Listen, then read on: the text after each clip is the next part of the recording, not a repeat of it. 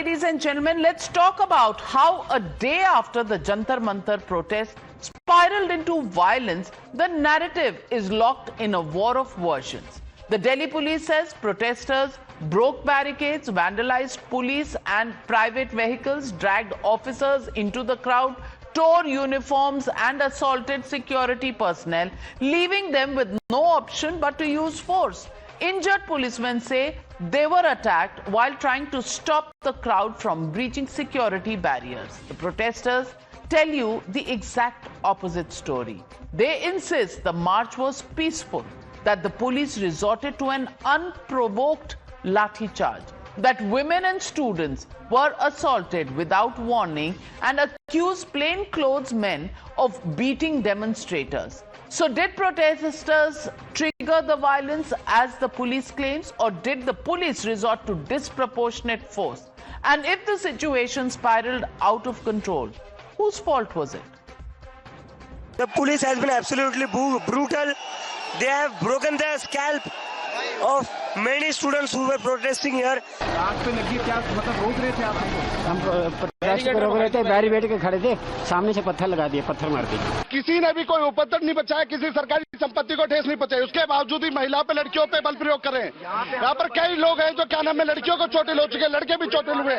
हमने शांति रूप से बैठे पड़े, इनको सिर्फ इतना कहा कि आप किसी से धक्का मुक्की ना करें, तो उसके साथ गाली गलौज करके हम अंदर कर रहे हैं। 8 से 10,000 की प्रोटेस्ट वो कर रहे थे लोग। इस दौरान हमारी आवाज वहां पर नहीं पहुंच पाई और वोटिंग ज्यादा होने की वजह से पब्लिक ने हमारे को खींच लिया। पब्लिक ने रोड पे खींचा और पब्लिक हमारे ऊपर से भीड़ में हम नीचे गिर गए, हमारे ऊपर से आई, जिसके कारण हमें ये चोट आई है, ये हाथ में चोट आई है, टांग में फ्रैक्चर हुआ। सर हम पीसफुल प्रोटेस्ट कर रहे थे, पहले इन लोगों ने आंसू वाले गोले फेंके, सर उसके ऊपर लाठीचार्ज करी गई। सर मरने वाला था, सर मरने वाला था, सर पे मारे सर मेरे। You're watching the News Hour at 9. Debate number 2 on Times Now. Super Prime Time. Joining the debate, Anand Ranganathan, author, political analyst, Ishkaran Bhandari, advocate, Zainab Sikandar, columnist. But my first question goes to former IPS officer Yashovardhan Azad. And Yashovardhan Azad, just who's to blame? Delhi saw a spectacle where both sides displayed their injuries. There are people who are still in hospital on both sides. I want to ask you, could this have been avoided? Whose fault was it? Yes, it certainly could have been avoided by the political regime.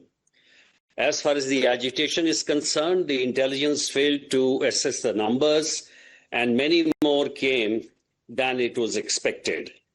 Now, there are two things here. One is that the agitationists realized that it was absolutely wrong to do a march to Parliament, because obviously nobody is going to allow you to the Parliament. It is not done because it was not even decided upon, and there were barricades which were set up. So the students who were there were obviously backed by other elements who created the problem, who threw stones at the police, and therefore the police also reacted. In a time like this, when the barricades are crossed, and this is the story of all the agitations, there is no such thing as police mild lathi charge, as you say. And therefore the police reacted, and you see the brutality on both sides. So if it was political sagacity that later on, which Mr. Nadda meant, not that it meant anything, he met the people, he should have met them before. After all, what were they asking? Wasn't it a legitimate demand for Dharmendra Pradhan to resign, or that 22 of those people who have died, they should get 1 crore each? Where was the problem in negotiating for that?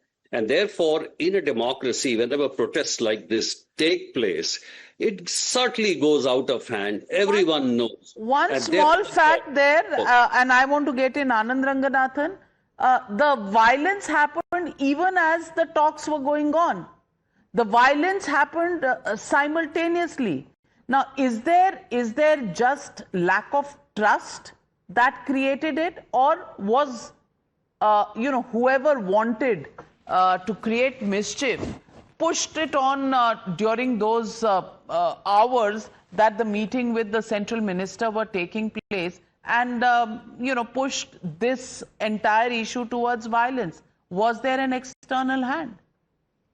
Good evening, Navika. Look, more than there being lack of trust, I think there's lack of law and applicability of it. The fact of the matter is, Dharmendra Pradhan ji ki resignation pe to main baad mein aunga. First, I want the resignation of the Police Commissioner of Delhi. The fact of the matter is, are we here in India as Indian citizens to respect the rule of law? Now, on 2 occasions, yesterday, the police have said categorically with proof that neither the permission to march to the parliament was sought, nor was it granted, in absence of it being sought. And today, when you have Section 44 almost permanently imposed outside the Prime Minister's residence, where more than 5 people cannot collect at any given point, they have to keep walking. How can you have tens of thousands of people collect? Forget about that, they're writing. So who is it? I don't blame the criminals. I don't blame the people who violate the law. I didn't blame the people who sat on an arterial road in Delhi for 6 months in Shaheen Bagh, inconveniencing lakhs of commuters. I blame the people who allow them to sit there. I blame the people who allow the law to be ignored so completely. So the fact that Ishkaran Bhandari, in this case, as Mr. Yashovardhan Azad pointed out, was there an intelligence failure? The number of people, was it underestimated? In this case today, when the Congress party did its dharna, they walked from 10 Rajaji Marg to Lok Kalyan Marg. It's a distance of over 1 kilometers. Would have taken 15 to 20 minutes to walk that when you're walking at a pace which is not a brisk walk. Nobody got to know. And they all collected there and sat there in the highest security zone. Navika ji, there are 2 aspects to it. Should the police have predicted that Rahul Gandhi will walk and do a dharna outside the Prime Minister's house and stop it? Of course, it's their duty to stop it, including the SPG. But can anybody believe that a leader of opposition, no less, will be so irresponsible to go with various sorts of elements and then invite everybody to come at the Prime Minister's house? That sort of maturity you expect from the leader of opposition. There are million places in Delhi to do a dharna, and in various states. If your cause is genuine, and today we live in the Instagram, Facebook, Twitter world, if your cause is genuine, your message will reach to people. But if you want to go to the Prime Minister's house and create a security risk, democracy has both the parts. That is why leader of opposition is important. No, so are you saying I can leave my house open without a lock because I don't expect any thief to come in? I should leave it open. No. We are not talking about a thief. We are talking about a responsible leader of opposition. That said, of course, it's a duty of police and the SPG to ensure this should not have happened, and that is why they had to drag him out. No matter what visuals come, no matter what sympathy cards are played out, they had to do their job. I tweeted, you have to drag the person out if he does not listen to it politely, no matter what political benefit he may get from it, because there are some issues of national security on which you have to act. Those visuals on our screens, Rahul Gandhi and Priyanka Gandhi Vadra just being let off from the Mandir Marg police station after they had been detained when the police caught them at the dharna earlier this evening. But Zainab Sikandar, you know, the police says people use stone pelting, therefore they had to use lathi-charge. Here, the police says they didn't expect the leader of opposition to come.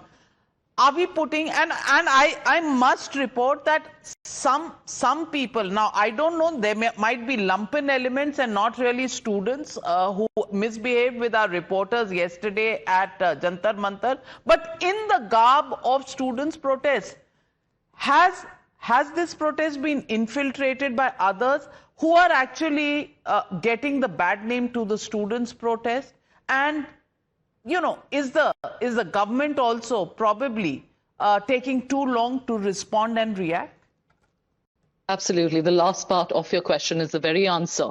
The apathy of the government is the reason that lumpen elements find the space and the time to come in and create havoc. And you have to understand right now what is the pulse of the nation? That whatever is happening, even if the leader of the opposition is behaving immaturely, which a lot of people would disagree with and say at least he got the attention that he had to the cause.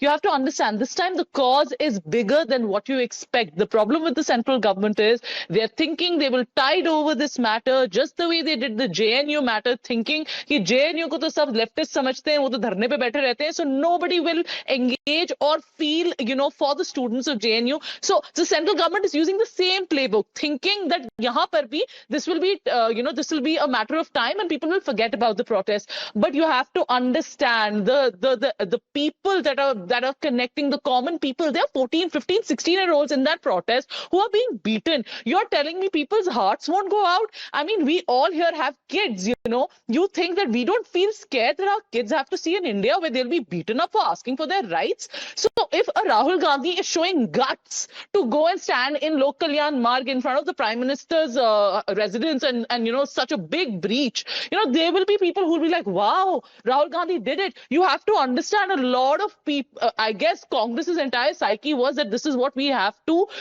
show to people that we can do this. Otherwise, if they don't do this, then they'll be blamed for being lousy opposition leaders. Like, I have written so many columns calling frankly, out for the last 3 weeks, when they were missing in action, people were already saying that. But yes, between what you're calling apathy and competitive politics, what we do see is a genuine cause probably taken for a ride. There is competition amongst political parties, but at the same time, has the matter really slipped too far out of the government's hands before they actually woke up and decided to act? Can they actually retrieve the situation? Can the students' problems be solved? Because everybody talks about NEET. I want to remind them, CBSE results also were a huge problem. And there too, children had to go through heartbreak and heartache. I must say, issues deserve attention. The education system deserves attention.